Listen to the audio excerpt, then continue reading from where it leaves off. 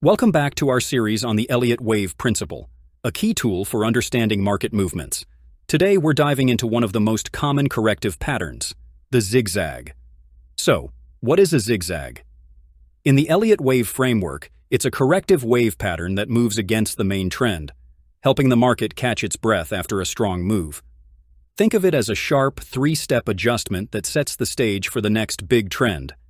The Elliott wave principle, pioneered by Ralph Nelson Elliott, organizes price movements into patterns called waves. While impulse waves drive the trend, corrective patterns like the zigzag work to counter it. A zigzag is labeled as A, B, C and consists of three distinct waves. In a downtrend correction within an uptrend, wave A is a sharp move downward as sellers take control. Wave B is a partial bounce upward, but it's weaker and doesn't retrace all of wave A. Then, wave C pushes lower again, often matching or exceeding the length of wave A, completing the correction. A few rules define a zigzag. Wave A and wave C are motive waves, meaning they move strongly in the direction of the correction, while wave B is corrective, moving against it.